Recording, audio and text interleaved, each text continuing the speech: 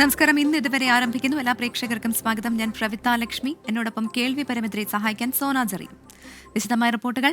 മഹാരാഷ്ട്രയിൽ പുതിയ സർക്കാരിന്റെ സത്യപ്രതിജ്ഞാ ചടങ്ങുടൻ ദേവേന്ദ്ര ഫട്നവിസ് മുഖ്യമന്ത്രിയായി സത്യപ്രതിജ്ഞ ചെയ്യും. ഏക്നാഥ് ഷിൻഡെയും അജിത് പവാറും ഉപമുഖ്യമന്ത്രിമാരാകും. പ്രധാനമന്ത്രി ഉൾപ്പെടെയുള്ളവർ മുംബൈ ആസാദ് മൈതാനത്തെ സത്യപ്രതിജ്ഞാ ചടങ്ങിൽ പങ്കെടുക്കും. വിവരങ്ങളുമായി ശ്രീനാഥ് ചന്ദ്രൻ ചേരുന്നുണ്ട് മുംബൈയിൽ നിന്നും. ശ്രീനാഥ്, അങ്ങനെ ഒരുക്കങ്ങളെല്ലാം പൂർത്തിയായിരിക്കുന്നു. ദിവസങ്ങൾ നീണ്ട അനിശ്ചിതത്വത്തിനൊടുവിലാണ് ഇങ്ങനെ മുഖ്യമന്ത്രിയായി ഇപ്പോൾ ദേവേന്ദ്ര ഫട്നവിസ് സത്യപ്രതിജ്ഞ ചെയ്യാൻ ഒരുങ്ങുന്നത്. നിലവിൽ എല്ലാ ഒരുക്കങ്ങളും പൂർത്തിയായി സത്യപ്രതിജ്ഞാ ചടങ്ങിലേക്ക് കടക്കുകയാണോ? എന്തൊക്കെയാണ് അവിടെ നിന്നുള്ള വിവരങ്ങൾ?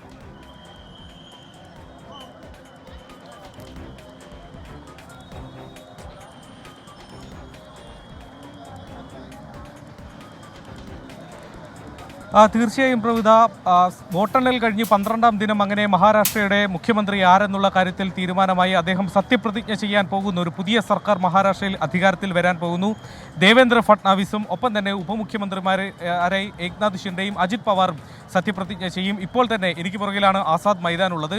ആസാദ് മൈതാനിലേക്ക് ഇപ്പോൾ തന്നെ ആളുകളൊക്കെ തന്നെ പാർട്ടി പ്രവർത്തകരൊക്കെ വന്ന് നിറയുന്ന അവസ്ഥയുണ്ട്.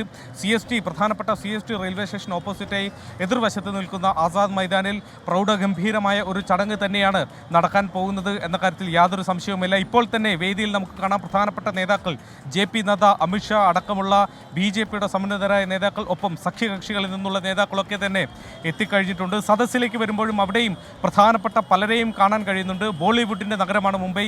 ബോളിവുഡിൽ നിന്ന് ഷാറുഖ് ഖാൻ അടക്കമുള്ള താരങ്ങൾ ഇവിടേക്ക് എത്തിയിട്ടുണ്ട്. വ്യവസായ കുടുംബങ്ങളിൽ നിന്നുള്ള ആളുകൾ എത്തുന്നു. അംബാനി കുടുംബം ഒന്നടങ്കം മുകേഷ് അംബാനിയുടെ നേതൃത്വത്തിൽ വന്നിട്ടുണ്ട്. അങ്ങനെ പല കോണുകളിൽ നിന്നുള്ള പ്രമുഖരുടെ ഒരു നീണ്ട നിരയാണ് നമ്മൾ ഈ ചടങ്ങിലേക്ക് പ്രതീക്ഷിക്കുന്നത്. ഇതിനോടകം തന്നെ NDA ഭരിക്കുന്ന സംസ്ഥാനങ്ങളിലെ ഏതാണ്ട് 10-ലധികം മുഖ്യമന്ത്രിമാർ ഇവിടെ എത്തിക്കഴിഞ്ഞിട്ടുണ്ട്. അങ്ങനെ പല സംസ്ഥാനങ്ങളിൽ നിന്നുള്ള പല നേതാക്കളെയും പ്രമുഖരെയൊക്കെ ഈ ചടങ്ങിലേക്ക് എത്തിച്ച് ഈ സത്യപ്രതിജ്ഞ ചടങ്ങ് അത് രാജ്യം കണ്ട ഏറ്റവും വലിയ ഒരു സത്യപ്രതിജ്ഞാ ചടങ്ങായി മാറ്റാനുള്ള ഒരുക്കങ്ങളൊക്കെയാണ് ഏറ്റവും ഒടുവിൽ ഇവിടെ പൂർത്തിയായിട്ടുള്ളത്. നമുക്കറിയാം ആസാദ് മൈതാനിൽ ഏതാണ്ട് 40,000-ലധികം ആളുകളെ ഇരിക്കാനുള്ള ഒരു പന്തലൊക്കെ തന്നെ നേരത്തെ തയ്യാറാക്കി വെച്ചിട്ടുണ്ട്. 2000-ലധികം VVIPകൾ എത്തുന്നതുകൊണ്ട് സ്വാഭാവികമായും പോലീസിൻ്റെ വലിയ വിന്യാസം ഈ മുംബൈയിലാകെ തന്നെയുണ്ട്. ഏതാണ്ട് വേദിയും പരിസരത്തുമായി 4000-ലധികം പോലീസുകാരെയാണ് വിന്യസിച്ചിട്ടുള്ളത്. ദേവേന്ദ്ര ഫട്നാവിസിനെ സംബന്ധിച്ചിടത്തോളം അദ്ദേഹത്തിൻ്റെ രാഷ്ട്രീയ ജീവിതത്തിലെ ഏറ്റവും നിർണായകമായ ഒരു തുടക്കമായി ഈ ഒരു സത്യപ്രതിജ്ഞയെ വിലയിരുത്താൻ കഴിയും. പല ഘട്ടങ്ങളിൽ ദേവേന്ദ്ര ഫട്നാവിസ് രാഷ്ട്രീയത്തിൽ നിറം മങ്ങിപ്പോകുമോ എന്ന് തോന്നിച്ച കുറച്ച് സമയമാണ് ഈ ലോക്സഭാ തെരഞ്ഞെടുപ്പ് കാലത്തടക്കം കണ്ടത്. അവിടെ 9 സീറ്റുകളിലേക്ക് BJP ഒതുങ്ങിപ്പോയപ്പോൾ പലരും RSS അടക്കം അതിൽ പ്രതിസ്ഥാനത്തേക്ക് ദേവേന്ദ്ര ഫട്നാവിസിനെ കൊണ്ടുചെന്ന് നിർത്തിയതാണ്. പക്ഷേ അവിടെ നിന്ന് ഒരു വലിയ തിരിച്ചുവരവ് എന്ന് വെച്ചാൽ ഈ സംസ്ഥാനത്തിൻ്റെ ചരിത്രത്തിൽ BJPക്ക് ഇന്നേ വരെ കിട്ടിയ സീറ്റ് നിലയിൽ ഏറ്റവും ഉയർന്ന സീറ്റ് നില നേടിക്കൊണ്ട് ഒരു ചരിത്ര വിജയം. ഒരു പ്രതിപക്ഷ നേതാവിന് പോലും ഇടമില്ലാത്ത വിധം പ്രതിപക്ഷം പരാജയപ്പെട്ടു പോയ ഒരു തെരഞ്ഞെടുപ്പ്.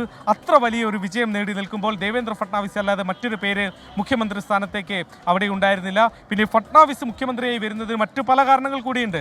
ഉപമുഖ്യമന്ത്രിമാരായി ഏക്നാഥ് ഷിൻഡെയും അജിത് പവാറിനെ പോലെയുള്ള പ്രബലരായ നേതാക്കൾ, പരിചയസമ്പന്നർ ഉണ്ടാകുമ്പോൾ ഫട്നാവിസ് അല്ലാതെ മറ്റൊരു പേര് മുഖ്യമന്ത്രി സ്ഥാനത്തേക്ക് BJPക്ക് പരിഗണിക്കാൻ ഉണ്ടായില്ല. അങ്ങനെയാണ് നാഗ്പൂരിൽ നിന്നുള്ള മുതിർന്ന നേതാവായി ആയ സംസ്ഥാനത്തെ BJP രാഷ്ട്രീയം നിയന്ത്രിക്കുന്ന ദേവേന്ദ്ര ഫട്നാവിസ് വീണ്ടും ഒരിക്കൽ കൂടി മുഖ്യമന്ത്രിയാവുന്നത്. 2014-ൽ അദ്ദേഹം ആദ്യം മുഖ്യമന്ത്രി കസേരയിലേക്ക് എത്തുമ്പോൾ അന്ന് ഏറ്റവും പ്രായം കുറഞ്ഞ മുഖ്യമന്ത്രിമാരിൽ ഒരാളായിരുന്നു. ശരത് പവാർ കഴിഞ്ഞാൽ സംസ്ഥാനത്തെ ഏറ്റവും കുറഞ്ഞ പ്രായത്തിൽ മുഖ്യമന്ത്രിയാകുന്ന ആളെന്ന ആ ഒരു റെക്കോർഡ് അന്ന് അദ്ദേഹത്തിന് കിട്ടി. മേയറായിരുന്ന കാലഘട്ടത്തിൽ പോലും അന്നും വളരെ കുറഞ്ഞ പ്രായത്തിലാണ് അദ്ദേഹം പടിപടിയായി തൻ്റെ രാഷ്ട്രീയ ജീവിതത്തിൽ ഇങ്ങനെ ഉയർന്നു വന്നിട്ടുള്ളത്. 2019-ൽ ഏതാനും മണിക്കൂറുകൾ മാത്രമാണ് മുഖ്യമന്ത്രി കസേരയിൽ ഇരിക്കാൻ കഴിഞ്ഞതെങ്കിൽ പോലും 2ാം തവണ ഒരിക്കൽ കൂടി അദ്ദേഹം അങ്ങനെ മുഖ്യമന്ത്രി കസേരയിലെത്തി. പക്ഷേ 3ാം തവണ അദ്ദേഹം മുഖ്യമന്ത്രി കസേര ഉറപ്പിക്കുമ്പോൾ ഫട്നാവിസിൻ്റെ കരുത്ത് അത് പല മടങ്ങ് വർദ്ധിച്ചിട്ടുണ്ട് എന്ന കാര്യത്തിൽ യാതൊരു സംശയവുമില്ല. മഹാരാഷ്ട്ര രാഷ്ട്രീയത്തിൽ മാത്രമല്ല ദേശീയ രാഷ്ട്രീയത്തിലും ഏറ്റവും ശ്രദ്ധേയരായ 10 BJP നേതാക്കളുടെ പട്ടിക എടുത്താൽ ഒരുപക്ഷെ ആദ്യ 4-5 എണ്ണത്തിൽ പോലും ദേവേന്ദ്ര ഫട്നാവിസിൻ്റെ പേര് പരിഗണിക്കേണ്ടി വരും. അത്രയധികം കരുത്തനാണ് അദ്ദേഹം. ഈ മുഖ്യമന്ത്രി സ്ഥാനത്തെക്കുറിച്ചുള്ള സസ്പെൻസ് ഇങ്ങനെ നീണ്ടുപോയപ്പോൾ ഒരുപക്ഷെ മധ്യപ്രദേശിൽ കണ്ടതുപോലെ, ശിവരാജ് സിംഗ് ചൗഹാനെ മാറ്റിയതുപോലെ, രാജസ്ഥാനിൽ കണ്ടതുപോലെ ഒരു സർപ്രൈസ് എൻട്രി മുഖ്യമന്ത്രി സ്ഥാനത്തേക്ക് BJP കൊണ്ടുവരുമോ എന്ന് പലരും സംശയിച്ചു. പക്ഷേ അത്തരം സംശയങ്ങളൊക്കെ അസ്ഥാനത്താക്കിക്കൊണ്ടാണ് ദേവേന്ദ്ര ഫട്നാവിസ് തന്നെ മുഖ്യമന്ത്രിയാകണം എന്ന് ദേശീയ നേതൃത്വം തീരുമാനിക്കുന്നതും. ഏതായാലും സത്യപ്രതിജ്ഞ 3 പേരും എന്ന് വേദിയിൽ വെച്ച് നടത്തും. പക്ഷേ അതിനൊക്കെ അപ്പുറത്തേക്ക് ഇനി വരും നാളുകളിൽ മന്ത്രിസഭാ വികസനം എങ്ങനെയായിരിക്കും എന്ന കാര്യത്തിലാണ് ഇനി ചർച്ചകൾ മുന്നോട്ട് പോകാൻ പോകുന്നത്. ദേവേന്ദ്ര ഫട്നാവിസ് തന്നെ ആഭ്യന്തര വകുപ്പ് അദ്ദേഹത്തിന് തന്നെ ഇരിക്കട്ടെ ആഭ്യന്തര വകുപ്പ് എന്നതാണ് BJPയുടെ ഒരു തീരുമാനം. എന്നാൽ ആഭ്യന്തര വകുപ്പ് വേണമെന്ന് ഏക്നാഥ് ഷിൻഡെ ഉറച്ച നിലപാട് സ്വീകരിച്ചതാണ്. പക്ഷേ ഒരല്പം അയഞ്ഞിട്ടുണ്ട് എന്നതാണ് മനസ്സിലാക്കുന്നത്. ഏതായാലും ആ കാര്യത്തിൽ ഇന്നിപ്പോൾ ഈ സത്യപ്രതിജ്ഞാ ചടങ്ങിന് ശേഷം അമിത്ഷായുമായും ഏക്നാഥ് ഷിൻഡെ ചർച്ച നടത്തുമെന്ന് ഇപ്പോൾ ശിവസേന നേതാക്കൾ തന്നെ പറയുകയുണ്ടായി. അതുകൊണ്ട് മന്ത്രിസഭാ വിപുലീകരണം അത് ഏത് തരത്തിലായിരിക്കും എന്നതിലാണ് ഇനിയും ആകാംക്ഷ നിലനിൽക്കുന്നത്. പ്രധാനപ്പെട്ട വകുപ്പുകളെ ചൊല്ലി ഈ 3 പാർട്ടികളിലും അവകാശവാദം ഉന്നയിച്ചു കഴിഞ്ഞു. ധനകാര്യ വകുപ്പ് ഏതായാലും അജിത് പവാറിന് തന്നെ ലഭിക്കും എന്ന കാര്യം ഉറപ്പാണ്. നഗരവികസന വകുപ്പ് അത് ഏക്നാഥ് ഷിൻഡെക്ക് നൽകാനാണ് ഇപ്പോഴത്തെ ഒരു ധാരണ. ശ്രീനാഥ്, അല്പസമയത്തിനുള്ളിൽ തന്നെ തിരിച്ചെത്താമെന്ന് കരുതുന്നു. ഇപ്പോൾ വരുന്നൊരു വാർത്തയിലേക്കാണ്. ഇനി കളർകോട് അപകടത്തിൽ ഒരു വിദ്യാർത്ഥി കൂടി മരിച്ചുവെന്നുള്ള സങ്കടകരമായ റിപ്പോർട്ടാണ് ഇപ്പോൾ പുറത്തു വരുന്നത്. ചികിത്സയിലിരുന്ന എടത്വ സ്വദേശിയാണ് മരിച്ചത്. ഇതോടെ കളർകോട് അപകടത്തിൽ മരിച്ചവരുടെ എണ്ണം 6 കൂടുതൽ വിശദാംശങ്ങളുമായി മനീഷ് മഹിബാൽ അല്പസമയത്തിനുള്ളിൽ തന്നെ ചേരുമെന്ന് പ്രതീക്ഷിക്കുകയാണ്. കഴിഞ്ഞ ദിവസമാണ് 11 പേർ സഞ്ചരിച്ച വാഹനം KSRTC ബസ്സുമായി കൂട്ടിയിടിച്ച് 5 വിദ്യാർത്ഥികൾ മരിച്ചത്. അവരോടൊപ്പം യാത്ര ചെയ്തിരുന്ന ഒരു വിദ്യാർത്ഥിക്ക് കൂടിയാണ് ജീവൻ നഷ്ടമായത്. എറണാകുളത്തെ സ്വകാര്യ ആശുപത്രിയിലായിരുന്നു അന്ത്യമെന്നാണ് ഇപ്പോൾ നമുക്ക് ലഭിക്കുന്ന വിവരം. ഇന്നലെയാണ് വണ്ടാനം മെഡിക്കൽ കോളേജിൽ നിന്ന് സ്വകാര്യ ആശുപത്രിയിലേക്ക് മാറ്റിയത്. മനീഷ് മഹിബാൽ ചേരുന്ന കൂടുതൽ വിശദാംശങ്ങളായി. മനീഷ്, ഈ വിദ്യാർത്ഥിയുടെ ആരോഗ്യനില ഗുരുതരമാണെന്ന് കഴിഞ്ഞ ദിവസം തന്നെ റിപ്പോർട്ട് ചെയ്യപ്പെട്ടതാണ്. മരിച്ച വിദ്യാർത്ഥിയുടെ കൂടുതൽ വിശദാംശങ്ങൾ എന്തൊക്കെയാണ്? വിവരങ്ങൾ. പ്രവിത എടത്വ സ്വദേശിയാണ്. പള്ളിച്ചിറ കൊച്ചുമോൻ ജോർജിന്റെ മകനാണ് ആൽവിൻ. 20 വയസ്സ് മാത്രമാണ് പ്രായം. ഇന്നലെ രാവിലെയാണ് ആലപ്പുഴ വണ്ടാനം മെഡിക്കൽ കോളേജിൽ നിന്ന് രാവിലെ 8 മണിയോടുകൂടി ബന്ധുക്കളും വീട്ടുകാരും ആവശ്യപ്പെട്ടതിനെ തുടർന്ന് അവരുടെ താല്പര്യപ്രകാരമാണ് ആലപ്പുഴ വണ്ടാനം മെഡിക്കൽ കോളേജിൽ നിന്ന് വിദ്യാർത്ഥിനെ എറണാകുളത്തെ സ്വകാര്യ ആശുപത്രിയിലേക്ക് ഇന്നലെ 8 മണിക്ക് ട്രാൻസ്ഫർ ചെയ്തിരുന്നു. വിദ്യാർത്ഥിക്ക് ഈ അപകടത്തിൽ ഗുരുതരമായ പരിക്കേറ്റിരുന്നു. അതായത് തലച്ചോറിനും ആന്തരിക അവയവങ്ങൾക്കും ഗുരുതരമായ ക്ഷതമേറ്റിരുന്നു. വണ്ടാനം മെഡിക്കൽ കോളേജിൽ തന്നെ ആദ്യഘട്ടത്തിൽ ഈ അപകടം നടന്ന രാത്രിയിൽ തന്നെ എത്തിച്ച സമയത്ത് ശസ്ത്രക്രിയ രാത്രി തലച്ചോറിൽ നടത്തിയിരുന്നു. പിന്നീട് രണ്ടാമത് ശസ്ത്രക്രിയ നടത്തി. അങ്ങനെ ഈ ഹോസ്പിറ്റലിൽ വെന്റിലേറ്ററിൽ തുടരുന്ന ഘട്ടത്തിലായിരുന്നു മെഡിക്കൽ ബോർഡ് ചേർന്ന് ഈ കുട്ടിയുടെ ആരോഗ്യസ്ഥിതി വിലയിരുത്തിയത്. ആരോഗ്യമന്ത്രി തന്നെ നേരിട്ടെത്തി ഈ കുട്ടിയുടെ ആരോഗ്യസ്ഥിതി മനസ്സിലാക്കിയിരുന്നു. അപ്പോൾ തന്നെ ഗുരുതരമാണ് എന്നുള്ള കാര്യം ആരോഗ്യമന്ത്രി തന്നെ ഈ അപകടം നടന്നതിന്റെ പിറ്റേ ദിവസം മാധ്യമങ്ങളോട് വ്യക്തമാക്കിയിരുന്നു. പിന്നീട് ഈ കുട്ടിക്ക് വേണ്ട പരിരക്ഷകൾ നൽകാനുള്ള വിദഗ്ധ സംഘത്തെ കൂടി എത്തിച്ചു. കോട്ടയം മെഡിക്കൽ കോളേജിൽ നിന്ന് കൂടി ഈ കുട്ടിക്ക് വേണ്ടിയിട്ടുള്ള മറ്റ് ആധുനിക സൗകര്യങ്ങൾ ഒരുക്കാൻ വേണ്ടിയിട്ട് അവിടെ ഡോക്ടർമാർ എത്തിയിരുന്നു. എന്നാൽ വണ്ടാനം മെഡിക്കൽ കോളേജിലെ പരിമിതികൾ കൂടി മാക്സിമം പരമാവധി ചികിത്സ സർക്കാരിന്റെ ഭാഗത്ത് നൽകുമെന്ന് അറിയിച്ചിരുന്നു.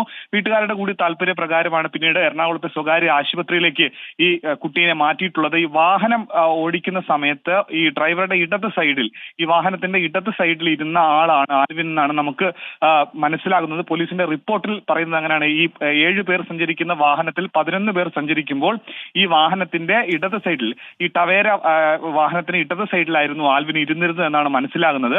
ഈ അപകടം നടന്ന സമയത്ത് വാഹനം വെട്ടിപ്പൊളിച്ചെടുക്കുന്ന ഘട്ടത്തിൽ കൂടി രക്ഷാപ്രവർത്തകർ ഈ ആൽവിനെ സംബന്ധിച്ച് ഉള്ള ഫോട്ടോ പിന്നെ കാണിച്ച സമയത്ത് പറഞ്ഞിരുന്നത് ഈ വിദ്യാർത്ഥിക്ക് ഗുരുതരമായി പരിക്കേറ്റിരുന്നു. തലയ്ക്കായിരുന്നു ക്ഷതമുണ്ടായിരുന്നത്. തലയിൽ നിന്നും അമിതമായി രക്തസ്രാവം ഉണ്ടായിരുന്നു. ആശുപത്രിയിലേക്ക് പക്ഷേ ഏറ്റവും വേഗം എത്തിക്കാൻ സാധിച്ചെങ്കിൽ കൂടി കുട്ടിയുടെ നീല പരിങ്ങലിലാണ്. ആരോഗ്യസ്ഥിതി അതീവ ഗുരുതരമാണ് എന്ന് ഡോക്ടർമാർ ആദ്യഘട്ടത്തിൽ തന്നെ അറിയിച്ചിരുന്നു. ഈ അപകടത്തിൽ ഇപ്പോൾ കളർകോട് അപകടത്തിൽ നിലവിൽ മരണം 6 മാറിയിട്ടുണ്ട്. ഈ വാഹനത്തിൽ ആകെ സഞ്ചരിച്ചത് 11 പേരായിരുന്നു. അതിൽ ഒരാൾക്ക് പക്ഷേ യാതൊരുവിധ പരിക്കുകളുമില്ല. വാഹനം ഓടിച്ച ഗൗരി ശങ്കറിന് കാലിനാണ് പരിക്ക്. കാലിന് ഇന്ന് ഒരു ശസ്ത്രക്രിയ കൂടി ഉണ്ടായിരുന്നു. ഇനി അവശേഷിക്കുന്നത് 4 വിദ്യാർത്ഥികളാണ്. ചികിത്സയിലുള്ളവർ. അവരുടെ ആരോഗ്യസ്ഥിതിക്ക് കുഴപ്പമില്ല. അവർ സാധാരണ ജീവിതത്തിലേക്ക് മടങ്ങി വരുന്നു. അവരുടെ ആരോഗ്യനില തൃപ്തികരമായ ഓരോ ദിവസവും വരുന്നു എന്നുള്ള കാര്യമാണ് നിലവിൽ ആൽവിന്റെ ആലപ്പുഴ. മനീഷ് മഹിബാലാണ് വിവരങ്ങൾ നൽകിക്കൊണ്ടിരുന്നത്. ആ സങ്കട വാർത്തയാണ് ഇപ്പോൾ പുറത്തു വരുന്നത്. കളർകോട് അപകടത്തിൽ ഒരു മരണം കൂടി. ചികിത്സയിലായിരുന്ന എടത്വ സ്വദേശി ആൽവിനാണ് മരിച്ചത്. ഇപ്പോൾ മനീഷ് സൂചിപ്പിച്ചതുപോലെ 11 പേർ സഞ്ചരിച്ച വാഹനത്തിൽ 5 പേർ മുൻപ് തന്നെ മരിച്ചിരുന്നു. ഒരു വിദ്യാർത്ഥി വളരെ ഗുരുതരമായ നിലയിൽ ആശുപത്രിയിൽ ചികിത്സയിലായിരുന്നു. പിന്നീട് സ്വകാര്യ ആശുപത്രിയിലേക്ക് കൂടുതൽ ചികിത്സയ്ക്കായി മാറ്റിയെങ്കിലും ഫലമുണ്ടായില്ല എന്നാണ് നമുക്ക് ലഭിക്കുന്ന വിവരം. 11 പേരാണ് ഈ വാഹനത്തിൽ സഞ്ചരിച്ചത്. ഈ വിദ്യാർത്ഥി ആൽവിൻ ഇടത് സൈഡ്, അതായത് ഡ്രൈവർ സീറ്റിന് തൊട്ട് പിന്നാലെയാണ് ഇരുന്നതെന്നാണ് മനസ്സിലാക്കുന്നത്. വാഹനം വെട്ടിപ്പൊളിച്ചെടുത്തപ്പോൾ തന്നെ ഈ വിദ്യാർത്ഥിക്ക് ഗുരുതരമായി പരിക്കേറ്റു എന്ന് രക്ഷാപ്രവർത്തകർ നമ്മളോട് മുൻപ് തന്നെ പറഞ്ഞതാണ്. ഇപ്പോൾ ആ വിദ്യാർത്ഥിക്കാണ് ജീവൻ നഷ്ടമായിരിക്കുന്നത്. മറ്റു വിദ്യാർത്ഥികൾ നിലവിൽ ചികിത്സയിൽ തുടരുകയാണ്. മനീഷ് മഹിപാൽ കൂടുതൽ വിശദാംശങ്ങളുമായി ചേരുന്നുണ്ട്. മനീഷ്, സങ്കടകരമായ വാർത്തയാണ്. 5 വിദ്യാർത്ഥികൾ മരിച്ചു. അതോടൊപ്പം ഇപ്പോൾ ഒരാൾ കൂടി മരിച്ചു. ഈ വിദ്യാർത്ഥിക്ക് വേണ്ടത്ര എല്ലാ ചികിത്സകളും ലഭ്യമാക്കാൻ സർക്കാരും ഒപ്പം തന്നെ എല്ലാവരും ശ്രമിച്ചു എന്നാണ് ഞാൻ മനസ്സിലാക്കുന്നത്. ഇപ്പോൾ മരണകാരണം എന്താണ്? ആന്തരിക രക്തസ്രാവം ഉൾപ്പെടെ ഉണ്ടായിരുന്നു എന്നാണ് മനസ്സിലാക്കുന്നത്.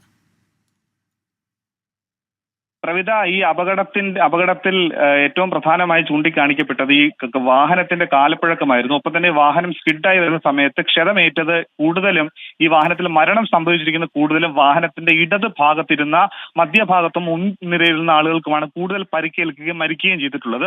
കൂടുതലും മധ്യഭാഗത്തിരുന്ന മൂന്ന് പേർ ആ സ്ഥലത്ത് വെച്ച്, മുഹമ്മദ് ഇബ്രാഹിമും ജബ്ബാറും ഒക്കെ ആ സ്ഥലത്ത് വെച്ച് തന്നെ മരിച്ചു എന്നാണ് പിന്നീട് ഡോക്ടർമാർ അറിയിച്ചിരുന്നത്. അവരെ ആശുപത്രിയിൽ എത്തിക്കുമ്പോഴേ അവർ മരിച്ചിരുന്നു എന്നുള്ള വിവരമാണ് അറിയിച്ചിരുന്നത്.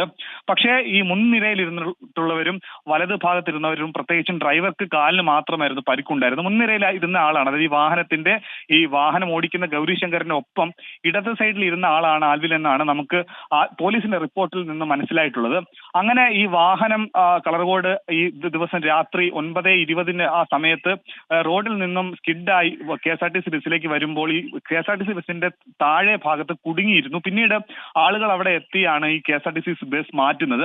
അങ്ങനെ മണിക്കൂറുകൾ പിന്നീട് വടം കെട്ടി വലിച്ചു മാറ്റിയും ഒപ്പം തന്നെ ഈ വാഹനം വെട്ടിപ്പൊളിച്ചുമൊക്കെ തന്നെയാണ് ആൽവിൻ അടക്കം ഈ വാഹനത്തിൽ ഉണ്ടായിരുന്ന 11 പേരെയും വെളിയിലേക്ക് ഇറക്കിയിട്ടുള്ളത്. അതിനകത്ത് 1-2 പേരെ മാത്രമേ ഉള്ളൂ അല്ലാത്ത രീതിയിൽ ഡോറ് തുറന്ന് മാറ്റി ആശുപത്രിയിലേക്ക് എത്തിക്കാൻ സാധിച്ചു. ബാക്കി എല്ലാവരെയും മാറ്റിയത് ഞാൻ നേരത്തെ നമ്മൾ പറഞ്ഞിരുന്നു, 10-20 ഒക്കെ മിനിറ്റാണ് ഒരാളെ തന്നെ വെളിയിലേക്ക് ഇറക്കുക. കാരണം 7 പേർക്ക് സഞ്ചരിക്കാവുന്ന ഒരു 7 സീറ്റർ വാഹനത്തിൽ 11 പേർ കയറുമ്പോൾ അവിടെ നിന്നും ഒരാളെ നമ്മൾ പുറത്തേക്ക് എടുക്കുമ്പോൾ മറ്റേയാൾ കുടുങ്ങി പോവുകയും മറ്റേയാൾക്ക് ആ വാഹനം വെട്ടിപ്പൊളിക്കുമ്പോൾ പരിക്കേൽക്കാതെ കൂടി എടുക്കേണ്ട കാര്യമുണ്ടായിരുന്നു. ആൽവിനെ നമുക്ക് മനസ്സിലാകുന്നത്, അന്ന് രക്ഷാപ്രവർത്തനം നടത്തിയ ആളുകൾ പറയുന്നത് മുൻഭാഗത്ത് വെച്ച്, അതായത് ഫ്രണ്ടിലെ ചില്ല് പൊട്ടിയിരുന്നു. അങ്ങനെ മുന്നിലൂടെ തന്നെ ആൽവിനെ വലിച്ചെടുക്കുകയായിരുന്നു. ആൽവിന്റെ തലയ്ക്കായിരുന്നു ക്ഷതമേറ്റെങ്കിൽ കൂടി കാല് കുടുങ്ങിയിരുന്നത് കൊണ്ടാണ് ആൽവിനെ വേഗം എടുക്കാൻ സാധിക്കായിരുന്നത്. കാല് കുടുങ്ങിയത് കൊണ്ട് ഒരു 10-15 മിനിറ്റ് കൂടി ആൽവിനെ പുറത്തേക്ക് എടുക്കാൻ സാധിച്ചു. ഒരു പക്ഷേ ആ സമയത്ത് ആൽവിനെ വേഗത്തിൽ വാഹനത്തിൽ നിന്ന് എടുത്തിരുന്നെങ്കിൽ ഈ അമിതമായിട്ടുള്ള രക്തസ്രാവം ഉണ്ടാകില്ലായിരുന്നു. തലയിലാണ് രക്ഷാപ്രവർത്തനം നടത്തിയ ആളുകളും പറഞ്ഞിരുന്നത്.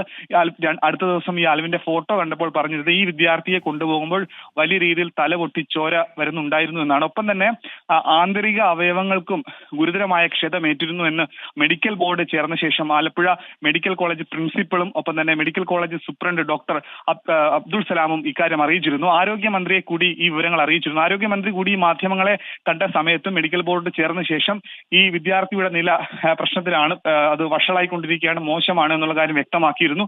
മെഡിക്കൽ ബോർഡ് ചേർന്ന് പിന്നീട് ആവശ്യം വേണ്ട ന്യൂറോ സർജൻ അടക്കം ന്യൂറോ സംവിധാനങ്ങൾ ആലപ്പുഴ മെഡിക്കൽ കോളേജിൽ ഇല്ലാത്തത് കോട്ടയം മെഡിക്കൽ കോളേജിലേക്ക് ട്രാൻസ്ഫർ ചെയ്യാതെ തന്നെ കോട്ടയം മെഡിക്കൽ കോളേജിലെ സംവിധാനങ്ങൾ ആലപ്പുഴയിലേക്ക് എത്തിച്ച് ഈ വിദ്യാർത്ഥിക്ക് അവിടെ തന്നെ ചികിത്സ നൽകാനുള്ള എല്ലാവിധ സഹായവും സർക്കാർ, അല്ലെങ്കിൽ അത്തരത്തിലുള്ള അടിയന്തര സഹായവും കാര്യങ്ങളും സംവിധാനം ഒരുക്കിയിരുന്നു.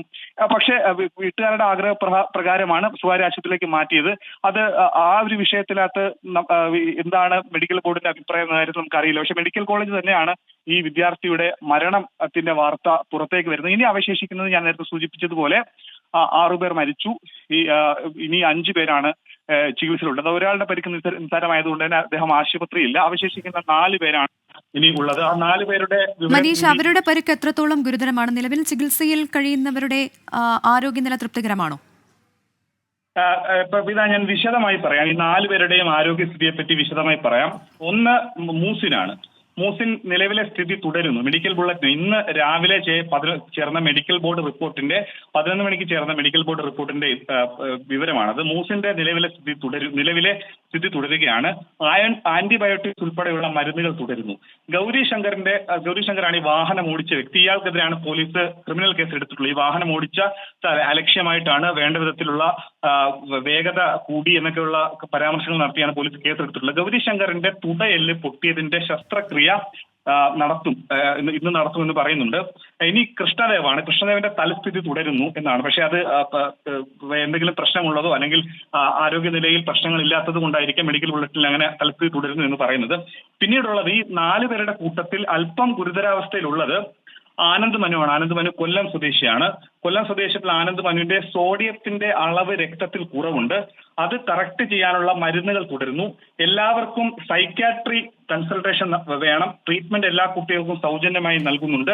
ഇംപ്ലാന്റ് ഒരാൾക്ക് ആകെ 20,000 രൂപ വരും. കോളേജ് കൗൺസിലിംഗ് അത്തരത്തിലുള്ള വിവരങ്ങൾ പിന്നീട് വ്യക്തമാക്കുന്നുണ്ട്. എന്താണെങ്കിലും ഈ 4 പേരിൽ കൊല്ലം സ്വദേശി ആനന്ദ് മനുവിന്റെ നിലയാണ് അല്പമെങ്കിലും ഒരു ഗുരുതരമെന്ന് പറയാൻ സാധിക്കുക. ബാക്കി മൂസിന്റെയും ഗൗരിശങ്കറിന്റെയും കൃഷ്ണദേവിന്റെയും ഒക്കെ തന്നെ ചികിത്സ വണ്ടനം മെഡിക്കൽ കോളേജിൽ പുരോഗമിക്കുന്നുണ്ട്. അവരുടെ ഒന്നും ആരോഗ്യനിലയ്ക്ക് കാര്യമായ പ്രശ്നങ്ങളില്ല. അവർ സാധാരണ ജീവിതത്തിലേക്ക് മടങ്ങി വരുന്നു എന്ന സന്തോഷ വാർത്തയുണ്ട്. ഒപ്പം നമ്മളെ വേദനിപ്പിക്കുന്ന ഒരു വിഷയം, ഇങ്ങനെ മെഡിക്കൽ വിദ്യാർത്ഥികൾ സഞ്ചരിച്ച വാഹനത്തിൽ മെഡിക്കൽ സംഘം 5 വിദ്യാർത്ഥികൾ മരിച്ചു, അല്ലെങ്കിൽ അവർ ഇങ്ങനെ നിരത്തിൽ പൊലിഞ്ഞു എന്ന വലിയ വേദന നമ്മൾ അറിഞ്ഞ സമയത്ത്, ഞെട്ടലോടെ കരഞ്ഞ സമയത്താണ് വീണ്ടും ആ കൂട്ടത്തിലെ 20 വയസ്സുകാരനായ 2 മാസങ്ങൾക്ക് മുൻപ് മാത്രം ആലപ്പുഴ വണ്ടാനം മെഡിക്കൽ കോളേജിൽ മെഡിസിൻ വിഭാഗത്ത് MBBS അഡ്മിഷൻ നേടി ആലപ്പുഴ സ്വദേശിയായിട്ടുള്ള, അതായത് ഈ ആലപ്പുഴ വണ്ടാനം മെഡിക്കൽ കോളേജിൽ നിന്നും ഏകദേശം ഒരു 20 കിലോമീറ്റർ മാത്രമേ ദൂരമേ ഉള്ളൂ ഈ ആൽവിന്റെ വീട്. ആൽവിൻ ഒരു പക്ഷേ ഹോസ്റ്റലിലായിരിക്കില്ല താമസിക്കുന്നത്. ആൽവിന്റെ വീട്ടിൽ ദിവസേന പോയി വരുന്ന ആളായിരിക്കാം.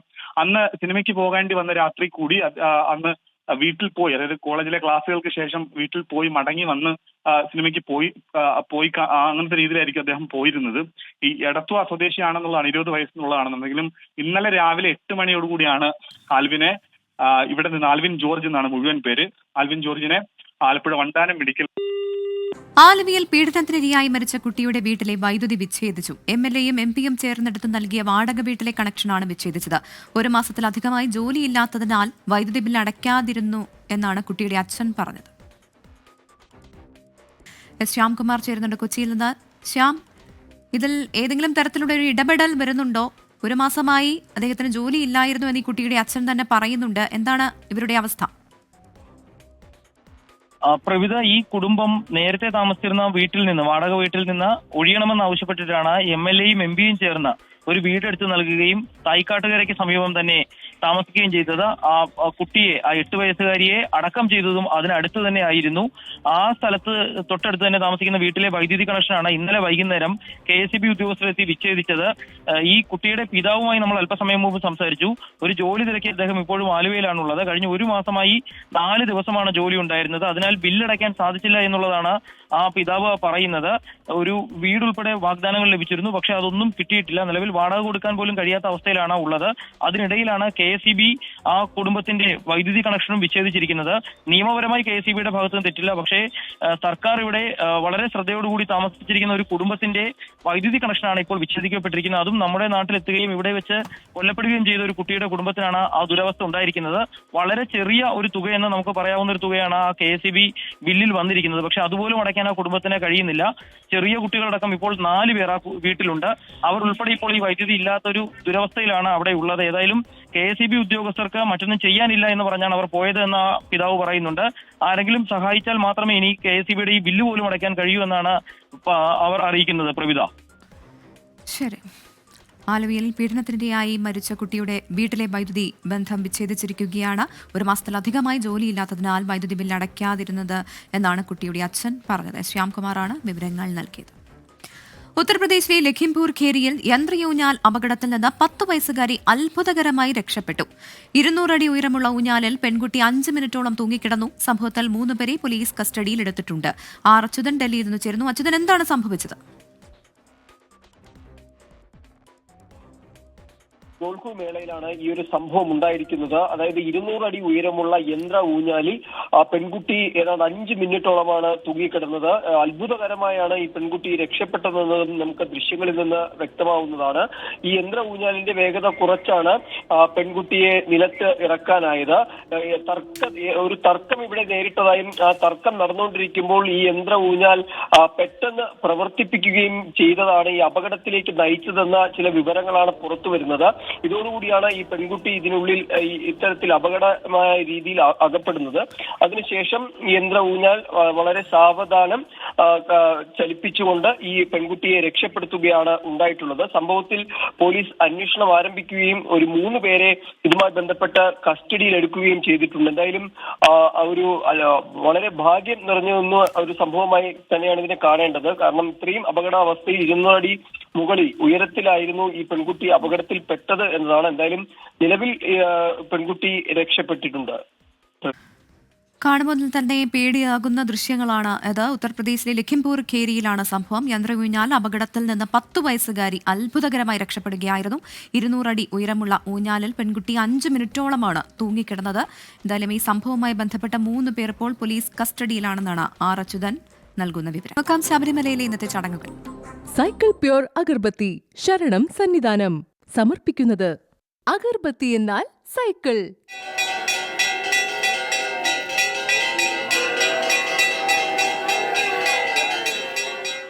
BLM housing cooperative society limited ശബരിമലയിലെ ചടങ്ങുകൾ സമർപ്പിക്കുന്നത് Bharat Lajna multi state housing cooperative society limited.